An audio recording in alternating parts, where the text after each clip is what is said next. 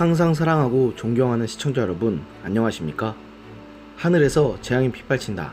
데일리 재앙 브리핑입니다. 지난 1992년부터 일본군 위안부의 문제 해결을 촉구하며 30년 가까이 매주 수요일마다 열린 수요 집회에서 국내의 위안부 피해를 증언해온 대표적 위안부 인권운동가인 이용수 할머니가 7일 갑작스레 수요 집회 불참을 선언했습니다. 이용수 할머니가 자신의 인생 그 자체와도 같았던 수요 집회에 갑작스럽게 참석하지 않겠다고 한 배경에 대해서 많은 사람들의 이목이 쏠리고 있습니다. 그 배경에는 수요 집회를 위해 모금된 성금이 어떻게 쓰이는지에 대한 불투명성이었습니다. 7일 대구의 한 찻집에서 기자회견을 가지고 수요 집회 불참을 선언한 이용수 할머니는 그동안 모금된 성금 사용에 의문을 제기하면서 그 돈들이 할머니들한테 쓰인 게 아니고 도대체 어디에 쓰이는지 모른다고 밝히면서 수요 집회 주최 측인 정의기억연대 측이 성금 착복 등의 부조리를 저질렀던 정황을 폭로했습니다.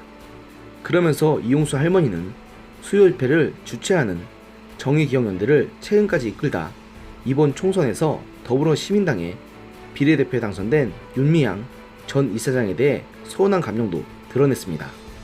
이에 정의기억연대 측에서는 8일 입장문을 내고서는 모금 사용 내역은 정기적인 회계 감사를 통해 검증받고 공시 절차를 통해 공개하고 있고 할머니의 지장이 찍힌 영수증도 가지고 있다고 주장하면서 이 할머니의 기자회견을 안타까운 마음으로 지켜봤다. 일본군 위안부 피해자들의 인권과 명예회복을 바라며 정의기억연대의 운동을 지지하고 연대에 오신 분들의 마음에 예상치 못한 놀라움과 의도치 않은 상처를 드린 점에 대해 사과한다고 밝혔고, 지난 2017년 이용수 할머니에게 지급한 1억 원 계좌 이체 영수증 등 증거자료도 첨부했지만 이미 싸늘해진 정의기억연대를 향한 시선은 좀처럼 회복되지 않고 있습니다.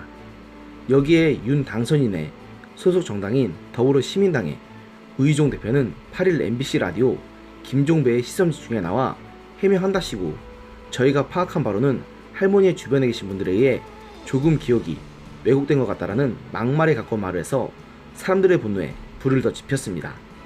이런 정의기억연대 측과 더불어시민당의 오만하게 짝이 없는 행태를 더는 볼 수 없었던지 군소 원외 정당인 가자평화인권당의 최용상 대표가 8일 중앙일보에 가진 전화 인터뷰에서 이용수 할머니에게 1억 원을 줬다는 정의기억연대 측의 주장은 할머니에 대한 모욕이다라고 정의기억연대 측을 맹비난했는데요.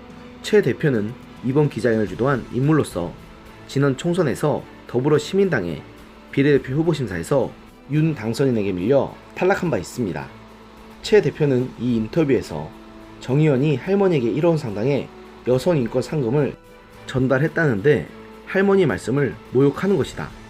시골이나 지방에서 어린 학생들이 수요 집회에 참여해 낸 모금을 어떻게 썼는지 투명하게 밝히라고 말한 할머니의 진정성을 왜곡하지 말라고 꼬집으면서 정 의원과 윤 당선인 측이 이용수 할머니의 기억 왜곡을 언급한 것을 향해서 할머니 주장의 신뢰성을 떨어뜨리려고 그러는 것이라고 맹비난했습니다. 그는 1, 2년 활동 내용을 가지고 말한 것도 아니고 할머니가 30년 동안 활동하며 피해 입은 사실에 관해 이야기하는 것 아니냐며 기억이 잘못된다는 식으로 몰아가 할머니를 기만해서는 안 된다고 말했습니다. 또한 이용수 할머니의 기억이 왜곡된 것 같다고 말한 우이종 더불어시민당 대표의 주장을 두고서는 눈을 의심했다고 말하면서 분노를 드러냈습니다. 이용수 할머니는 수요 집회 불참을 선언하는 자리에서 학생들이 수요 집회에 참여하기 위해 귀한 돈과 시간을 쓰지만 집회는 중후와 상처만 가르친다. 이제부터는 올바른 역사 교육을 받은 한국과 일본의 젊은이들이 친하게 지내면서 대화를 해야 문제가 해결된다고 말한 바 있습니다.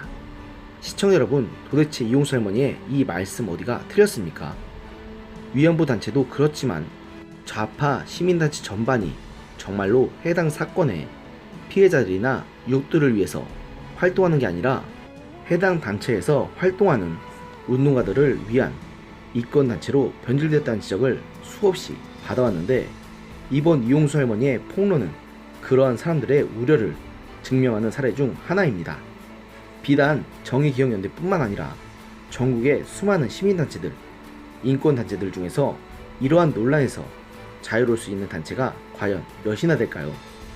아마도 이번 이용수 할머니의 폭로는 사회 전반에 던지는 여파가 적지 않을 것으로 보입니다. 오늘의 영상은 여기까지였습니다. 들어주셔서 감사합니다.